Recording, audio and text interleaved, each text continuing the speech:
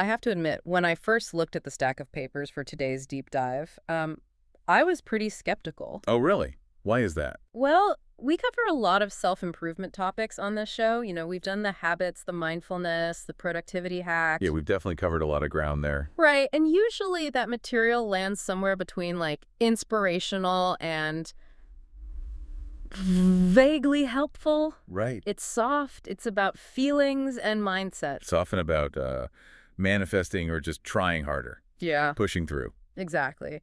But the source material we're covering today, part 3 of this manuscript, specifically chapters I through L, it's claiming to be something else entirely. It really is. It's not asking us to feel better, it's asking us to do math. It is a massive radical pivot. The text explicitly frames personal growth, not as an art form, but as a hard science.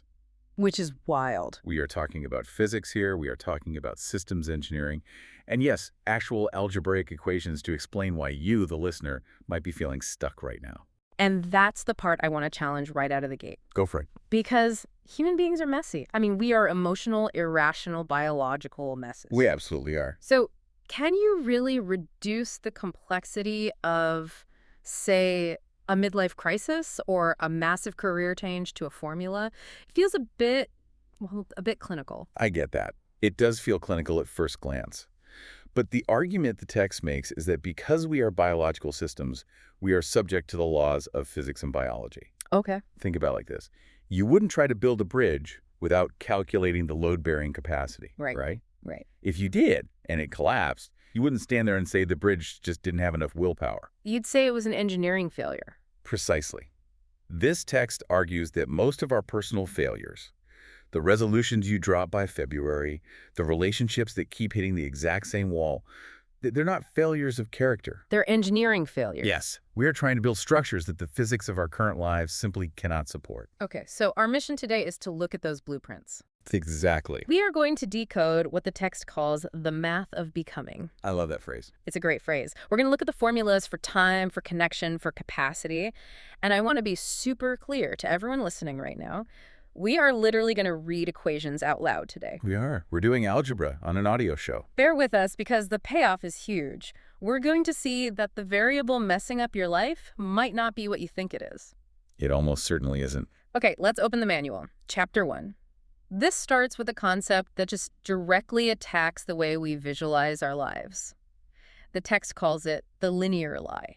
This is the foundational error we all make. Unpack that for us. Well, we live in a highly post-industrial culture. We are completely obsessed with charts that go up and to the right. Like corporate revenue. Revenue, GDP, stock prices, follower counts.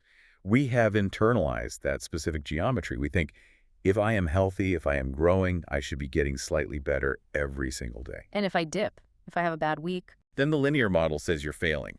You're regressing. Right. I mean, I say that to myself all the time. I was doing so well, and now I'm right back at square one. Everyone does. But the source material argues that this is a complete lie because biological systems simply do not grow in straight lines. They don't. Trees don't grow linearly. They grow in rings. Seasons cycle. Yeah. Cells regenerate. So the text proposes what it calls the spiral model instead. Help us visualize the spiral model. Because, spiraling usually has a pretty negative connotation, like I'm spiraling out of control. Right, yeah. In this context, though, it's purely about geometry. Okay. Imagine you're walking up a spiral staircase. You are circling a central pillar. As you walk up, you pass a window facing north. Got it. If you look out, you see the view. Maybe it's a view of a park. You keep walking up the stairs. You turn 360 degrees, and you pass a window facing north again. And it's the same view? It looks like the same view. Yeah. But, and this is the crucial difference, the text points out you are one floor higher. Oh, wow. The text calls this coordinate recurrence. Coordinate recurrence. Okay, let's make that practical for the listener. What is a north window in a human life? Let's say your north window is a deep insecurity about your intelligence. Okay, a common one. Very common. So you hit that in your 20s at your first real job. You struggle, you work through it with a mentor, you finally feel better, you think, great, I've conquered that. The line went up. Right. Then 5 years later, you get a massive promotion, you're managing a team, and boom, you are staring out that north window again. You feel that exact same insecurity about your intelligence. And the linear mind says, I haven't fixed this at all. I'm broken. I'm literally back where I started. Exactly. You feel like a fraud. But The spiral mind asks a totally different question. What does it ask? It asks, what is my altitude? Altitude. Yes. You are seeing the same problem. Absolutely. But do you have more tools now? Do you have more perspective than you did 5 years ago? Do you recover from the panic faster? Usually the answer is yes. If the answer is yes, you aren't circling the drain. You are spiraling up. You are looking down at the exact same problem from a higher floor.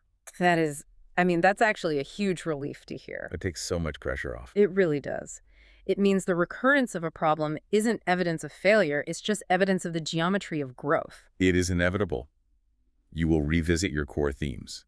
The goal isn't to magically delete the theme from your life. The goal is to engage with it at a higher level of mastery each time it comes around. Okay, so the text takes this spiral idea and maps it into a very specific 11-stage transformation cycle. It does. Now, we don't have time to dissect every single one of the 11 stages in minute detail, but I want to look at the overall flow because it suggests that chaos is actually a scheduled part of the program. Oh, absolutely. It's baked in. So stages 1 through 3 are stability, disruption, and resistance. That third stage, resistance, is fascinating to me. The text describes it as the immune response of the ego. Yes. Wait, explain that. The ego has an immune system. Think about it biologically. Your current identity, who you are right now, your habits, your beliefs, it wants to survive. Yeah. It wants homeostasis and stability. Makes sense. When you try to change, let's say you decide you're going to start waking up at 5 a.m. to write a novel. A huge disruption. Your system recognizes that sudden change as a pathogen. It is a literal threat to the status quo. So that heavy resistance you feel, the voice saying, I don't want to do this, I'm too tired, that isn't you being lazy. It's not a moral failing. No, it's your system's immune response trying to protect its current form. So resistance is actually a sign that the system is working, not that it's broken. Correct. If you didn't feel resistance, you wouldn't be changing anything significant. You'd just be doing what you always do. Wow. Okay, but then we move into the chaos.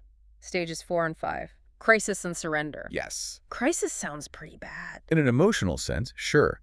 But in the engineering sense the text uses, a crisis is just the moment when the old structure fails under the new load. You cannot put a skyscraper on the foundation of a little cottage. You have to demolish the cottage. Stage 4 is the demolition. And it is messy. It hurts. You feel lost. But it's structurally necessary for the new construction. And then we get to the rebuild. Stages 6 and 7 are inquiry and vision, but I want to stop at stage 8. Stage E is crucial. Temporal culmination. I circled this in my notes because the definition totally threw me off. It says, this is the moment the result is achieved, but it's only stage 8 of 11. This is a really profound distinction the author makes. Stage 8 is the internal click. The internal click. It is the exact moment the shift happens in your identity, long before it ever manifests in the external world. Give me a concrete example of that. Think about someone quitting smoking. Okay. There is a specific moment, maybe nobody sees it, maybe they haven't even thrown away the physical pack of cigarettes yet, where the internal switch flips from I am a smoker trying to quit to I am a non-smoker. The identity has shifted. Entirely. The external reality, which would be stages 9, 10, and 11, the action and integration that is just the lag time of the physical world catching up to the new internal truth. So the hard work is actually done at stage 8. The rest is just printing the document. That's a great way to put it, yes. And the real danger here is that people hit stage 8, they do the internal work, but because they don't see the external result yet. Because they haven't lost the 20 pounds or got the promotion. Right. Because of that lag time, they panic. They think the transformation didn't work. They quit at stage 8. Exactly. They don't realize the transaction has already cleared the bank. The delivery just takes time. Speaking of time, this brings us to the heavy lifting of the episode. Here comes the math. The text introduces a literal formula for how long this stuff takes. The TREQ formula. TREQ, time required. I want to read this out slowly, and I want you to break down every single variable for us. Because if this is true, it completely changes how we plan our lives. It does. Let's hear it. The formula is TREQ equals magnitude times integration constant, and that whole thing is divided by consistency times saturation coefficient. Perfect. Let's start with the numerator, the top half, magnitude. Magnitude. This seems simple at first, like how big is the goal? But the text defines magnitude with its own sub-equation. Of course it does. It's current challenge divided by current capacity multiplied by Identity shift. Whoa! Stop right there. Identity shift acts as a multiplier. It acts as a massive multiplier. And honestly, this is where most people get the math of their own lives wrong. How so? Let's say you want to learn how to use Excel for your job. That is a skill acquisition. You are just adding a plug-in to your existing operating system. So the identity shift is low. It's basically 1.0. Yeah. It's mathematically negligible. But let's say you want to stop being a person who chronically seeks validation from others, and you want to become a person who is entirely self-sourced. That is not a plug-in. No, that is a motherboard replacement. Yeah, you are changing who is actually doing the living. Exactly.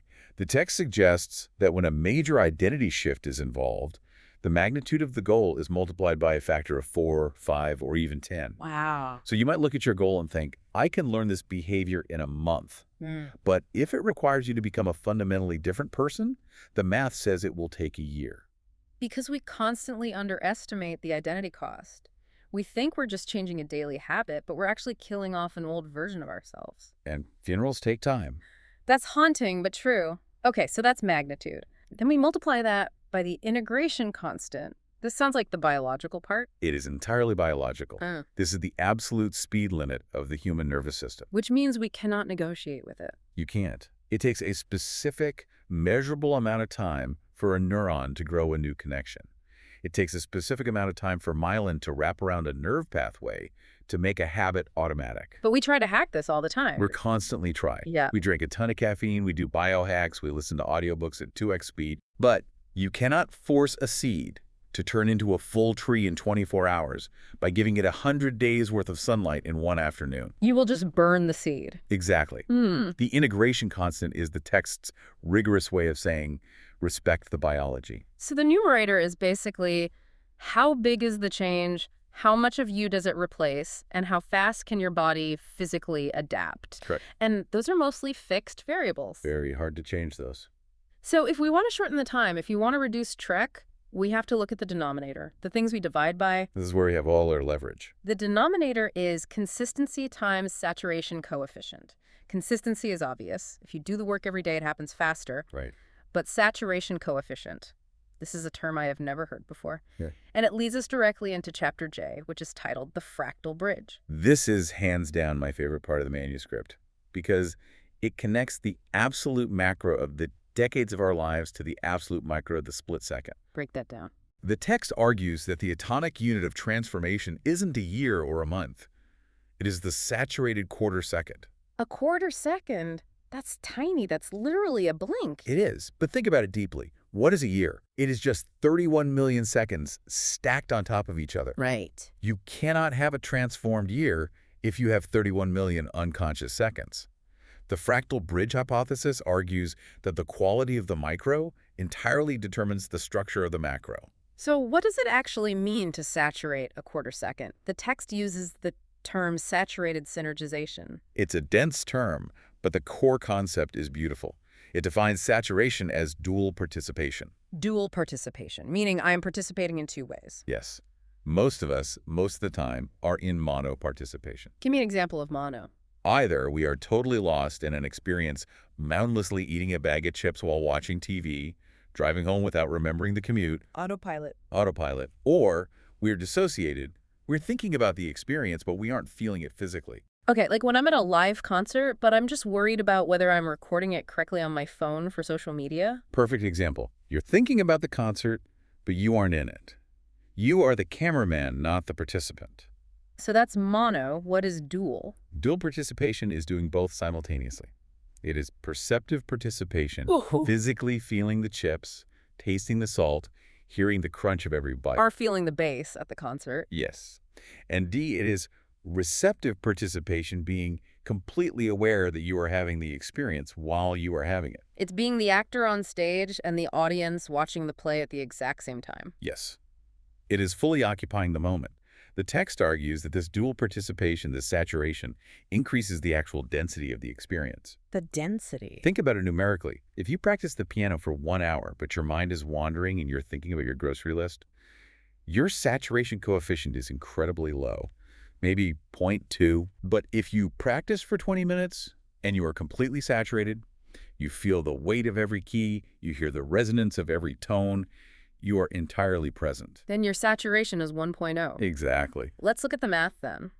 Since saturation is in the denominator of the Trek formula, if I increase saturation, I decrease the time required. Dramatically. Wow. You can literally cut the time required for a major life transformation in half, not by spending more hours grinding, but by being relentlessly more present in the few hours you do spend. That is the ultimate work smarter, not harder cliche, but it's actually backed by mathematical physics here. It's about signal density. It's the difference between streaming a movie on a terrible dial-up connection at 144p resolution versus a fiber optic 4K stream. The 4K version just has way more data packed into the exact same amount of time. Precisely. If you live a 4K life, a highly saturated life, your nervous system processes data faster, which means you evolve faster. That is mind-blowing. And Chapter J also touches on how this speeds up other areas of your life. It introduces something called cross-domain cascading, Right. which answers a question I think everyone listening has had. I'm totally overwhelmed. I have to fix my physical health. I hate my job. My marriage is rocky, and my finances are a mess. Where do I even start? It's the classic self-improvement trap. The text calls this the structural overflow concept. How does overflow work? It argues that you do not have a separate work operating system and a separate relationship operating system. You just have one nervous system. You have one nervous system, you have one core character structure. If you upgrade the structural capacity of that one system in one specific area, it spills over, it cascades into all the other domains. Give us a really clear example of a cascade in real life. Let's say you decide to take up a rigorous martial art, Brazilian Jiu-Jitsu. Okay. You go 3 times a week. It's incredibly hard. You constantly have to learn to stay calm when someone is literally trying to choke you. Sounds terrifying. It is, but what are you actually building? You are building distress tolerance in your nervous system. Right. The ability to not panic under pressure. That is a fundamental structural upgrade. Now, you go home, and your partner picks a totally unexpected argument about the dishes. Before jiu-jitsu, I would have snapped right back. Your system would have panicked. Yeah. But now, you have high-level distress tolerance installed in your motherboard. Your nervous system doesn't know the difference between a physical chokehold and an emotional argument. Oh, wow. It just registers pressure. And it says, I know how to handle pressure. I breathe. I stay calm. So you navigate the conflict beautifully. So you didn't go to couples therapy, you didn't work on your marriage directly at all, you just worked on jiu-jitsu and it fixed the marriage argument. Exactly. That is the cascade. And there's a formula for this too, right? Cascade potential. Cascade potential equals structural capacity, gained multiplied by the number of block domains. So the strategy here is totally counterintuitive. Do not try to fix everything at once. Never. That just leads to system crash and burnout. The strategy is to pick one high transfer domain. Like a somatic practice, creative expression, or rigorous physical training. Master that one thing. The upgrades will naturally flood the rest of your life without you having to manage them. That is so liberating. Just pick one hard thing, saturate your time doing it, and let the math do the rest. It really is an elegant system. Okay, so we've got the spiral of growth, we've got the time formula, we've got saturation and cascades. But I have to say, up until now, this all sounds like a very solitary hero's journey. Like it's just me against the world, upgrading my own motherboard in a vacuum. And that brings us to Chapter K. Chapter K steps in and says, not so fast. Chapter K is relational mathematics. Relational mathematics. This is where the text gets incredibly rigorous about destroying the self-made myth. It argues mathematically that major transformation is almost impossible in a vacuum. We need a witness. We need a relational field, the algebra of 2. The algebra of 2. And yes, we have another formula here, folks. The relational multiplier. This one is brilliant. The equation is R equals 1 plus, open parenthesis, attunement times safety times mutual visibility, close parenthesis. This simple equation explains exactly why some relationships completely heal us and accelerate us, while other relationships totally drain us. Let's look at the variables, starting with attunement. Attunement is about accuracy. How accurately can the other person read your internal emotional state? Like, if I come home from work and I say, I'm fine, and my partner just ignores me and watches TV. Then attunement is near zero. They're misreading the data. But if they look at me and say, you're totally overwhelmed, aren't you? Then attunement is very high. They see the actual terrain. Next variable is safety. Safety is largely misunderstood. It is not just the absence of a threat. It is the active presence of welcome. The presence of welcome. The text defines it specifically as the degree to which your vulnerability is met with curiosity, rather than judgment. Oh, I love that. If I show you my messy, chaotic stage 4 crisis, do you judge it or do you get genuinely curious about it? Exactly. Hmm. Curiosity creates a safe container. Judgment destroys it. And the final variable inside the parenthesis is mutual visibility. This is what ensures it is a reciprocal relationship, not just a service transaction. What do you mean by service transaction? Think about a great therapist and a client. The therapist provides high attunement and high safety, Right. but the mutual visibility is extremely low. The client does not see the therapist's messy life, their crises, their fears. It's a one-way mirror. Ah. For a true relational multiplier to exist in your personal life, both people need to be fully seen. It has to be mutual. So let's run the actual numbers on this math of impact. Let's say I'm surrounded by a ton of people, coworkers, acquaintances, but they don't really get me, so attunement is low. And I feel like I have to wear a mask and hide my real self. So safety is essentially 0. Right. Well, any number times 0 is 0. Ah. So that whole parenthesis becomes 0. Your R value just equals 1. R equals 1, meaning I'm just multiplying my own effort by 1. I am transforming entirely alone. The people around you are just furniture. Furniture. That's brutal. They take up physical space, they add mass to your life, but they do not add any velocity to your growth. But if I have just one partner or one deep friendship where attunement is, say, 0.8 and safety is 0.9, Then that R value starts climbing. Yeah. It goes up towards 1.7 or 1.8. think about what that actually means for the listener. For every single ounce of energy you put into your own growth, that relationship is adding another 0.7 or 0.8 on top of it. You are nearly doubling your speed Why? Mechanically, why does that happen? because you are offloading the structural weight. Remember stages 4 and 5, the crisis, the Yeah. demolition. You don't have to hold all the stability by yourself while you are falling apart. They hold the stability for you. They act as scaffolding. That makes so much sense. Now, Chapter K also connects this to the idea of transmission, which is specific to mentorship. Yes, transmission is a very high-voltage relational flow, but there is a mathematical catch. The text calls it the gap. The gap. It states that for true transmission to occur, the mentor must be somewhere between 1.5 times and 3 times ahead of the student in terms of capacity. Yes. Why the specific numbers? Why not find a mentor who is 10 times ahead of me? It's about structural tension. If someone is only 1.1 times ahead of you, they're essentially your peer. Right. There isn't enough potential difference in your capacities to create a flow of knowledge. Yeah. You're just buddies comparing notes. Okay, but if they are 10 times ahead, like if I'm a novice writer trying to write my first short story and I try to get mentorship from Shakespeare, The gap is too wide. Yeah. You literally cannot see how they do what they do. it just looks like magic. Exactly. There's no reach. They can't explain their basic steps to you because they forgot those steps 30 years ago. So you need someone who's just far enough ahead to pull you up, but close enough that you can actually see where they're placing their feet on the mountain. Precisely. A mentor at 2x capacity is the perfect sweet spot.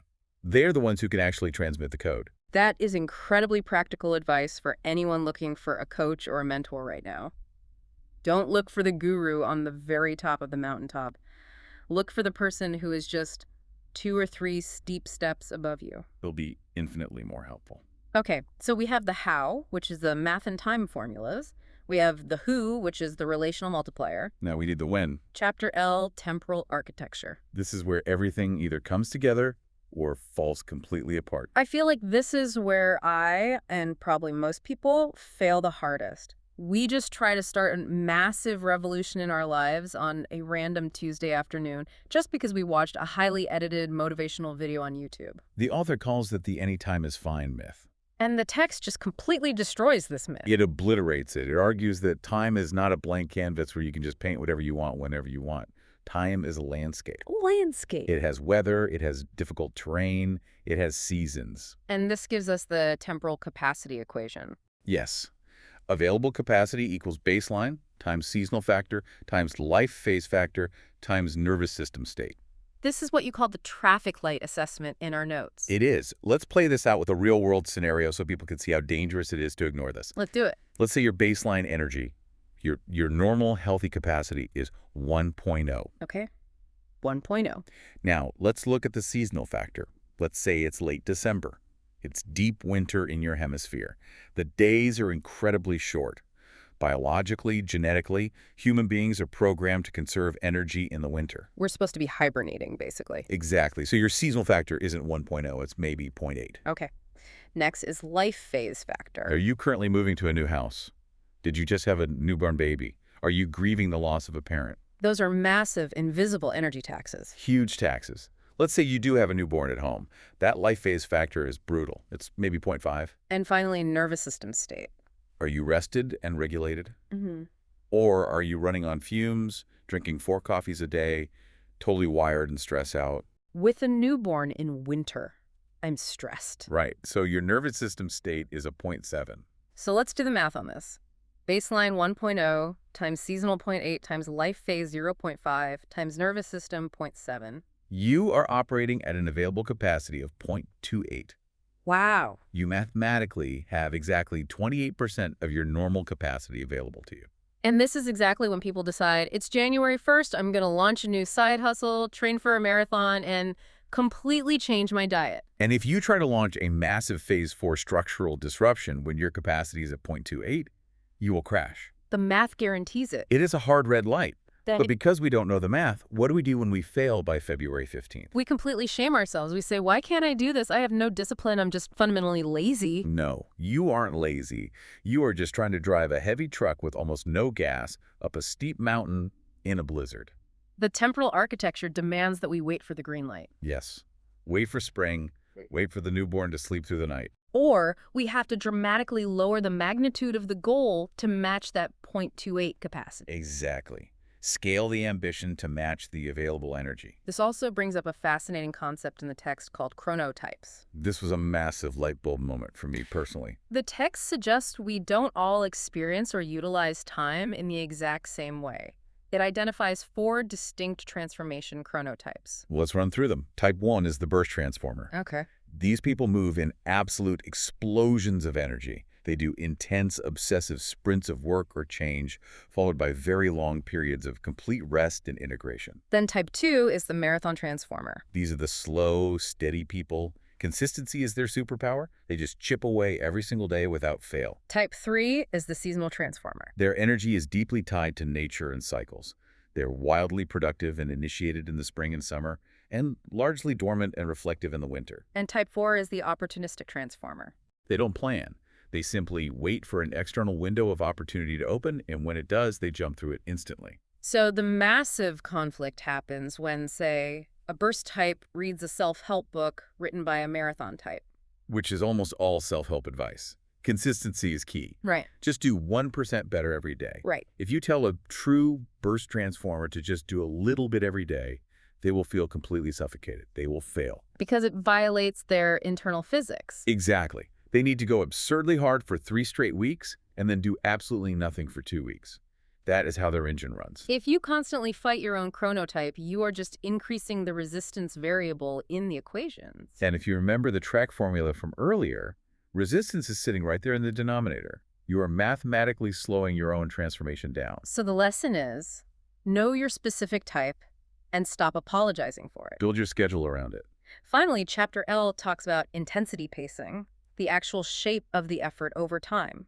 This is another thing we usually get completely backward. How so? We get super excited about a new goal. We buy all the gear, we make a pristine spreadsheet, and we go at 100% maximum intensity on day 1. Oh, I do this every time. I front load everything. I go crazy for 3 days and then I'm exhausted and I quit. The text calls that front loading, and it proves mathematically that it is unsustainable for major identity shifts. So what is the correct architecture? It should look like a bell curve. A bell curve. You start spacious, stages 1 through 3, you just dip your toe in. You allow the resistance to happen without fighting it too hard. Okay. Then you slowly build to peak intensity. You hit maximum effort only around stages 8 and 9. That temporal culmination we talked about. Like the hardest work is in the middle, not the beginning. Yes. And then, crucially, you taper off. Stages 10 and 11 are about consolidation. You lower the intensity to let the new structure set. If you sprint at the beginning, you just won't have the fuel for the middle. And the middle is where the actual identity shift happens. You burn out your integration capacity before you even reach the starting line of real change. Okay, we have covered a truly massive amount of ground today. We've done the spiral model, we mapped the Trek formula, we unpacked the saturated quarter We second, calculated the relational multiplier. and we checked the seasonal traffic light. But the text doesn't just leave these as isolated ideas. It offers a huge synthesis at the very end. It does, a grand unified theory of personal change. It brings all these variables together into one master equation. Let's hear it. The final equation is transformation equals magnitude times integration depth times saturation, all divided by resistance times time. That is just, it really takes all the mysticism and vague guilt out of the process, doesn't it? It turns personal growth from magic into mechanics. It's just variables. It gives you a diagnostic tool. If you are stuck, if you aren't growing, you don't have to cry about it. You just look at the equation and troubleshoot. Exactly.